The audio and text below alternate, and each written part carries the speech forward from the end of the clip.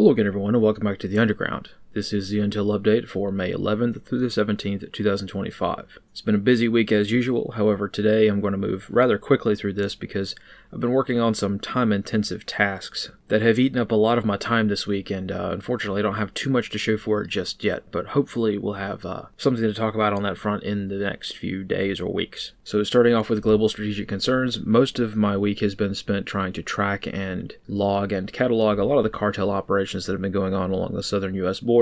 Either way, it's been a rather busy week on that front, so we'll get to some of that in a minute. Over in Europe, there has been really no progress with the Russian or Ukraine peace talks. There was a little bit of a diplomatic spat in Turkey where Zelensky thought he was going to be meeting with President Putin and maybe hash out a deal in Turkey. That did not happen. Putin kind of snubbed Zelensky a little bit and did not decide to show up. It wasn't really a commitment thing. He didn't ever say he would, but there was some, insinuation that maybe President Trump could arrive while he was on his Middle East trip and Putin could show up and maybe something could be worked out, but that did not happen. So Zelensky's a little bit upset this week, and President Trump has largely been continuing his Middle East trade deal trip. Again, not a whole lot to report on that front. There have been a lot of trade deals signed. However, it's going to take a long time to figure out exactly what has been agreed on. I haven't had time to look over the text of some of these deals just yet. For me, the bottom line for this Middle East trip is Syria. What is Syria's deal? What is Syria going to look like a few months from now? Or is this going to be another proxy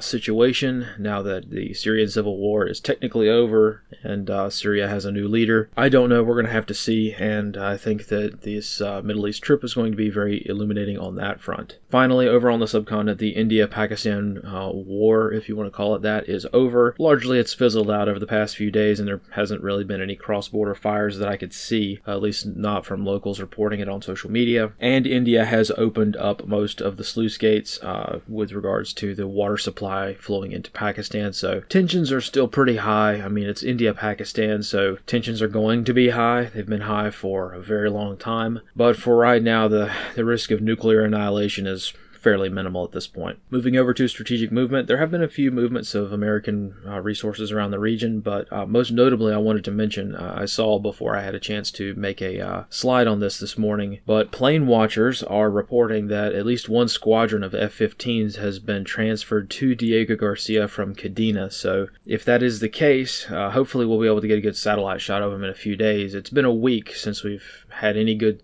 satellite imagery at all of Diego Garcia, so I'm hoping we can catch those F-15s on the ground and see if they actually did go there. But either way, if F-15s are going to be deployed to this island, even temporarily, that's kind of an interesting development. I'm not sure if you can make much of it unless we see them for a while, but clearly the F-15s would be more in a security role at this base, providing a little bit of defense capability for the island, so that's kind of an interesting development, but I guess we'll have to see, so hopefully I'll have more information on that later. Moving to the Kinetic Activity Tracker for this week, most of the events that I've logged have occurred on the East Coast. I'm just one person, right? I'm trying to plot as much as I possibly can, but a lot of things slip through, and this week most of the things I've been able to plot have been on the East Coast, and just as an overall view, this is how the map is looking, the whole database with everything, all the layers turned on, so it's looking like a pretty full map now, unfortunately, because most of these are rather unfortunate events. But getting down into the regions themselves, let's start with the Northeast region as usual, and fortunately we have a good news story to start off with for once, and this was a school shooting that was averted by an observant student. So a student at Biddeford High School saw Mohammed Hussein Kamaluddin loading a rifle in the parking lot and proceeded to call police. Local police responded very quickly and apprehended him at the scene with the rifle. So yeah, looks like a potential school shooting was averted. Once again, I wanted to cover it because it's a good job on the part of that student who saw that, and the authorities for responding so quickly in such a small town. That's a very good thing to see. Similar situation, a vehicle ramming incident was reported in Laurel, Maryland, a small suburb of DC, during the Main Street Festival. This situation is probably not a case of terrorism. The body cam footage has already been released, so you can go check it out if you want. But clearly clearly this is not a terrorism incident. This is just a situation of a narcissistic person who's more of a risk to public safety than anything else. Somebody who didn't want to drive around the parade. They decided to go around a police cruiser, go through the crime scene tape before being stopped by police. Something to think about, especially as more like summertime fairs and, street festivals get underway. Your local police department may do everything they can. They may do everything right. They may be using adequate barriers. They may have everything blocked off correctly, but even someone who's just a narcissist and not even a deliberate terrorist can get around it. It just kind of shows you how hard counterterrorism is. Moving up to the New York region, just across the way in New Jersey, there have been a series of riots, I'll call them that, a series of civil unrest incidents at the Delaney Detention Facility, which is an immigrant processing facility for deportation. So a lot of violent criminals are housed here. This mostly houses violent criminals. That's pretty much all of what ICE has been focusing on, is the violent criminals, because that's the low-hanging fruit, really. People, generally have a pretty extensive record, so it's easy to find out where they're at and grab them for deportation. But anyway, there have been a lot of politicians kind of making a big deal out of this site, and a few cases of assault of ICE agents and things like that. So this is kind of a political thing, and I expect it to probably continue to be rather kinetic over the next few days. Moving down to the Southeast region, something not even really worth mentioning, but I'll mention it anyway because I logged it this week. A series of crimes occurred on Mother's Day. A lot of general civil unrest and domestic disputes broke out throughout the whole country, really, but some of the more interesting ones, or entertaining ones, I guess, occurred in the Carolinas, in Raleigh, in Greensboro, and down in Columbia, South Carolina. So again, not a whole lot of intel value here, but I didn't want to mention it because I put them on the map this week. Moving to the Midwestern region, there was an incident that I will mention, but I need to do more investigation on, and this is the alleged terror attack that was foiled by the FBI. All of the information regarding this situation comes from the Department of Justice, so this is single source reporting. This is what the DOJ says happened, so that's something to keep in mind. Usually when these kinds of things happen, I normally have a few different questions that kind of pop up. So going by what the FBI says happened, this guy, Anmar Abdul-Majid Mohammed Saeed, was an ISIS sympathizer, domestic terrorist. He wanted to blow up a military installation, allegedly one of the places that he had served as a National Guardsman at. So he wanted to commit a standard style, insurgent style attack, small arms followed up by explosives kind of thing. And of course the FBI was involved the entire time in helping him plan and make preparations for this attack. He was discharged from the National Guard, apparently. I haven't gotten a hold of his records yet, but apparently he was discharged because in the DOJ's own press release, it states that he is 19 years old, but he is a former Michigan Army National Guard member. So how is that possible if contracts are 4 years long and the youngest you can join the military is 17 years of age? So I don't know. Clearly he was discharged for something. It could have been he was discharged for being a terrorist. Who knows? I mean, that sometimes happens. A lot of times, well, I'm not going to say a lot of times, but it has happened before where a straight up, very open terrorist will join the U.S. military, go through basic training, go through a lot of these, training courses. They'll get to their first unit, and their first unit says, you're a terrorist. Why are you here? And they'll start, again, processing them out or prosecuting them in some way, and that's kind of the way things work.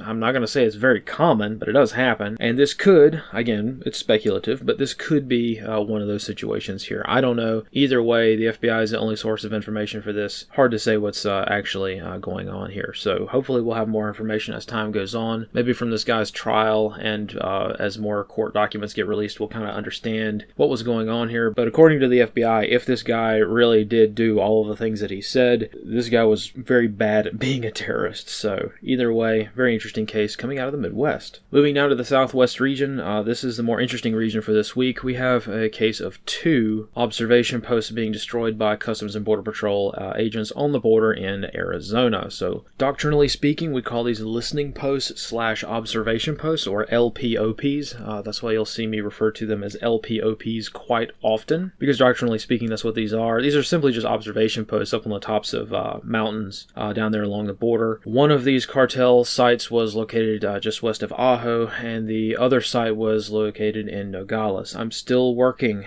rather painstakingly. I'm still working on geolocating exactly where these sites were. It's going to take me some more time, but I did want to show that these sites were destroyed along the border this week. Moving down further south of the border, we have a rather unfortunate case coming out of Guadalajara this week, and this is the discovery, or rather the attention focus on an extermination camp, essentially, down in Mexico. So this story is not new by any means, so please don't think that this is a new development. It's just that a lot of bodies have been found at this site over the past few days. For those who have not been following local Mexican news, this is a rather controversial site because essentially this is one of those places where everyone knows exactly what it was used for, and only recently have the authorities publicly confirmed what it was used for. So this is a very openly used site by the CJNG cartel, and over the years it has been the center of various scandals. So like I said a few months ago, hostages were recovered from this site. It was used as a hostage staging area. Really, they kind of play the shell game and keep moving hostages around that were taken prisoner by the cartel. This was a site used for that. It was also more of a multi-role compound, so it was used to train the hitmen, the sicarios for the cartels down there. It was used for initiation rituals, so that people, new members of the cartels, were forced to kill people here. And over the years, past few months, it really stopped being a training center and became more of an extermination site. So Mexico is a textbook narco state, so I don't know if it's most cases, but in a good chunk of cases, local authorities, prosecutors, justice figures, they're going to be in with the cartels themselves, or at minimum, they're going to be scared to go after, cartels who set up an extermination site for the processing of hundreds of victims, right? This site, despite it being very well known, has really been ignored by the local authorities, and now that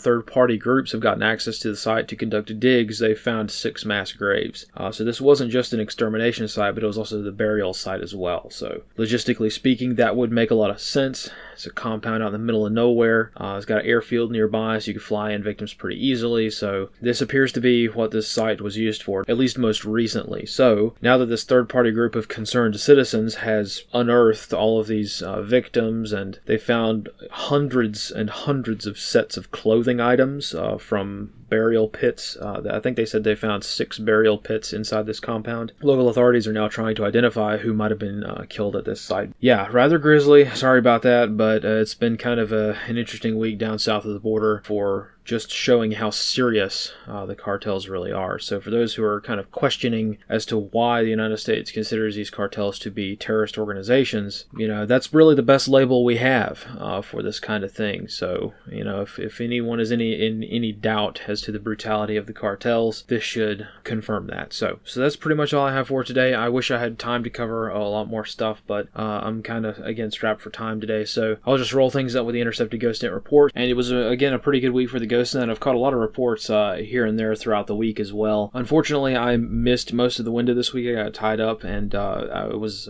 tuning in a little bit later than normal. So for those of you who tend to do the same sometimes, rest assured I am probably myself listening much later than the scheduled time window, so don't feel so bad about that. Somebody's probably always going to be listening a few hours before and after, but still pretty good reports for this week. So that's pretty much all I have for today. Thank you guys all for watching. Thank you for all of your support. Here are the sources as usual, and for those of you who want clickable links, of course, my Obsidian page has all of the links for each report for each day. If you're looking to verify or do your own research on something that I say or write, it's all there. So make sure to check that out, and also don't forget to check out the tracking maps. I have 2 separate maps, so don't forget that there's the Common Intelligence Picture map, and there's also the Border Crisis tracking map as well. So for more of the cartel kind of stuff, that's going to be on more of the Border Crisis map. I'm just keeping things separate because there tend to be rather different data sets with different tables and different layers and things like that. So that's kind of how I've organized it for now. But thank you guys again for watching, and I will see you next time. And as always, fight in the shade.